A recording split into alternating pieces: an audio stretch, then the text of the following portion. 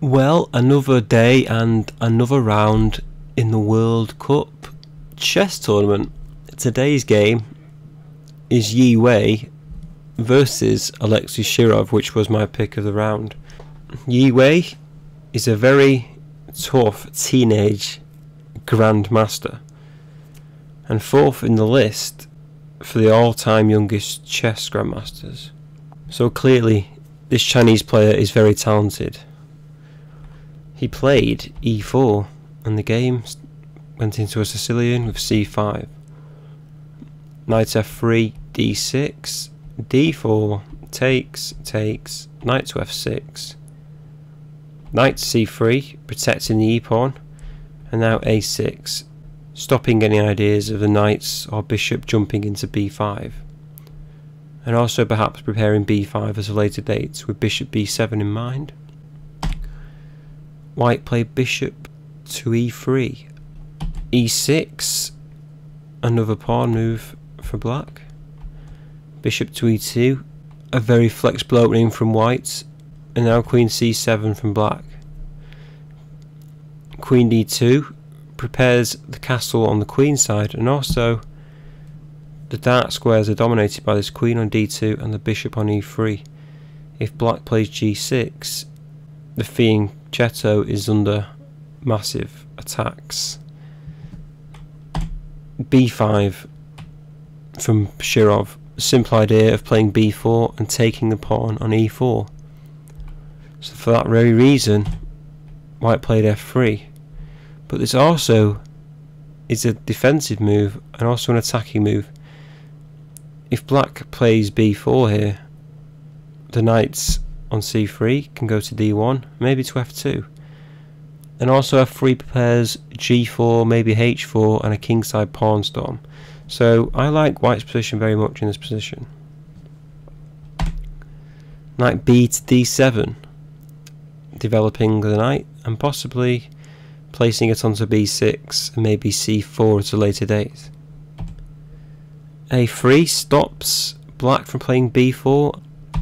And now an interesting move, h5.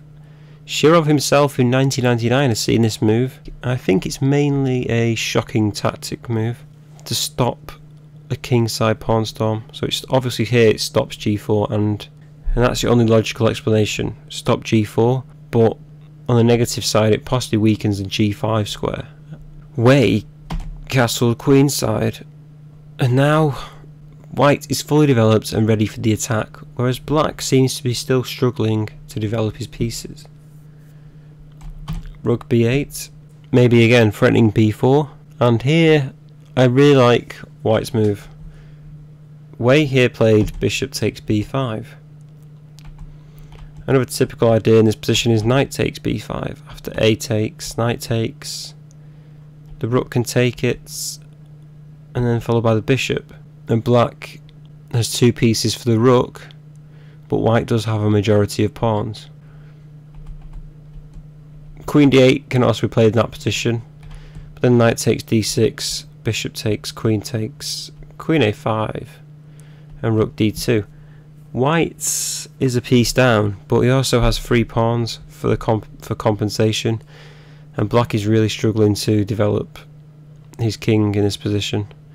He can't castle, and those 2 bishops on e2 and e3 are really devastating. Again here I would prefer white. In the game, Wei took on b5 with the bishop. An interesting move, because it keeps both knights on for the attack. A takes b5, knight d takes b5, and now queen b7 moving the queen away. And here another, I really like this move, it's quite simple but effective. Queen takes d6. Now if black takes that, the knight will recapture and check and win the queen back. Bishop e7 was considered the best move by the computer, but I don't know.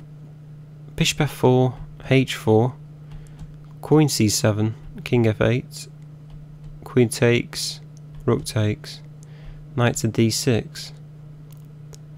And after bishop takes, check, white has 3 pawns for the piece, and I think most players would rather play white in this position. His pieces are more well coordinated, and the plan is simple, just to march the pawns up and get a queen.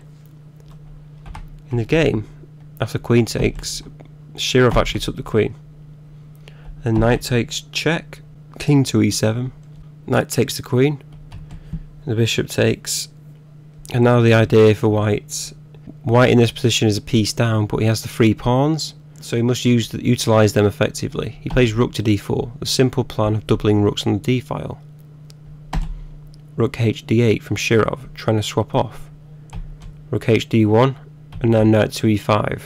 Wei actually got on with the plan with a4, but let's just see what happens if he took the rook. If rook takes d8, rook takes, then bishop c5 check, king e8, and a4 anyway. So we see the swapping off of rooks here.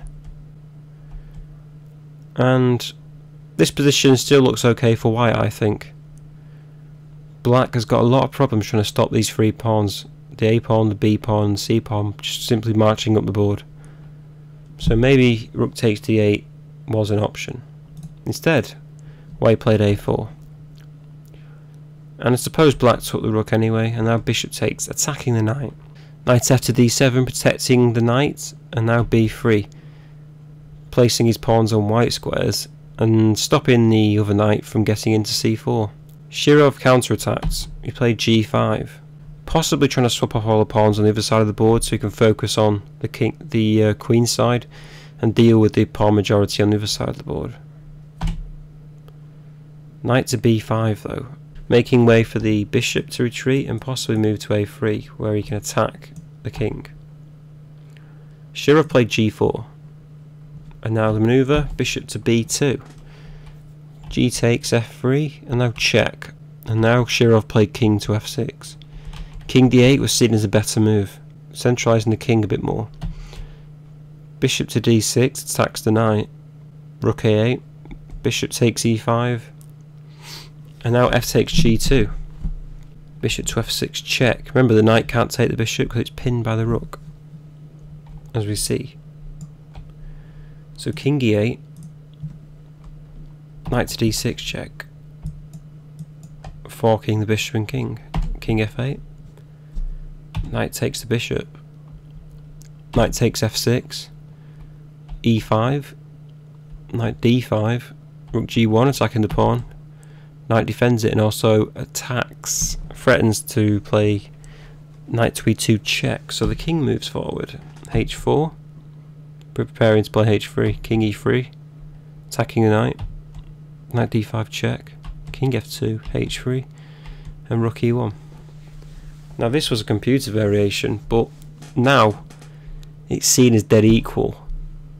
So even though this variation was ridiculously long, 11 moves long, there's no way the players could have seen it, but king d8 may have been a better move, especially if white had decided to play bishop to d6. This must have taken an awful lot of calculation though. So king f6 was played by Shirov, and now white took the pawn. Shirov played king to g5, and Wei played knight to d4, protecting the pawn on f3. If in this position, if black played king to f4, king to b1 would have led to a lot of trouble for black, because if he decides to push his king up even further to king e3, bishop c1 check, king f2, bishop to f4 would have trapped the king on the wrong side of the board, where it will be of no use whatsoever. Instead, Shirov played bishop to a6, king b1, preparing the bishop c1 to check, rook b7, and now rook g1 check. The king is forced to retreat back to f6, and now Wei plays I think a good move, bishop to b2, X-raying the king. However, there was an even better move, f4. After the knight moves back to g6, e5, black is forced to play king to g7, and now rook g5 attacks the h-pawn, king h6 to protect it, and now bishop to c1, again X-raying the king. But there was one tactic that maybe black could have got away with. He played rook b4 counter-attacking, but now f5 comes, and the X-ray is clear, and the knight is also under attack. Knight to f4, blunting the bishop. Bishop takes it though. After rook takes, the bishop's attacked. The bishop retreats to maintain this pin, and he takes f5, rook takes, king g6, rook g5 check, king h7 forced, and now rook takes h5. I think we will agree white is in a much better position here. All he has to do now is march these pawns up. So instead of f4, white play bishop to b2, which is still a very strong move. King e7 to get himself out of the pin, and now rook to g5 attacking the h pawn. h4 to defend, and now f4 attacking the knight. A very strong move indeed. Knight g6 retreating, and now I think Wei, the Chinese player, played a very intelligent move. He could have played f5 here, it would have led to some complications, but he went for simplification. And can you see how he did this? He played knight takes e6. So now he's forced to take back, and now rook takes g6, just swapping off a pair of knights. Simple play. And here, Shirov played knight c5.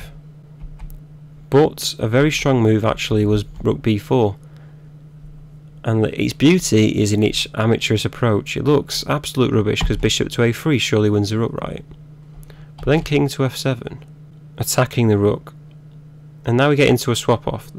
The pawn on e4 is attacked, so the rook can take on e6 to defend the pawn.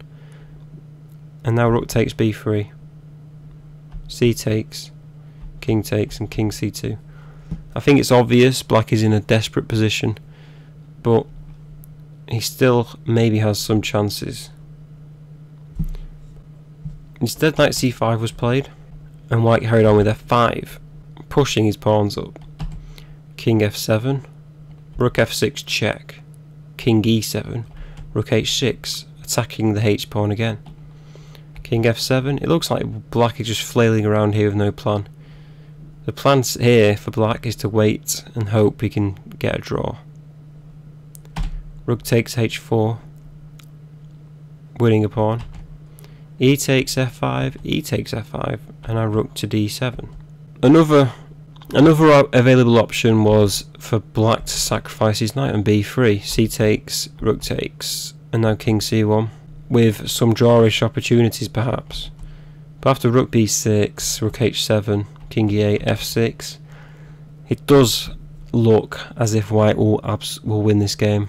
Shirov played rook to d7, and now the Chinese player, the young grandmaster, play bishop to d4, attacking the knight.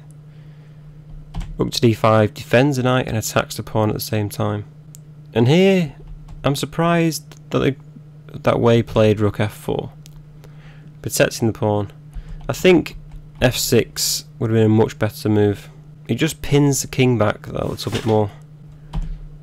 Now if bishop c8, king to b2, bishop to f5, c4, knight d3, check, king c3, rook to d8, rook to h5, bishop to g6, and rook to b5.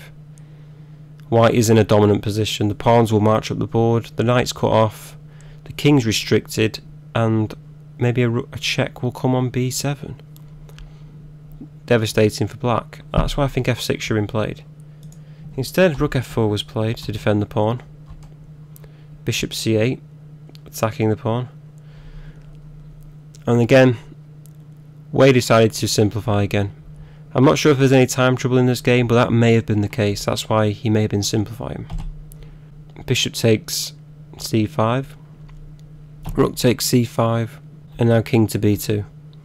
White could have also got straight to it with b4 and f6. Well, whites would be in a still dominant position. It's really hard to lose this position. So king f6 and b4 attacking the rook, rook c7, and now king b3, just marching up the board. Bishop takes f5, c3. Again here, c4 was also on the cards. Rook h7 attacking the pawn, and now b5. King e5 attacking the rook. Rook d4.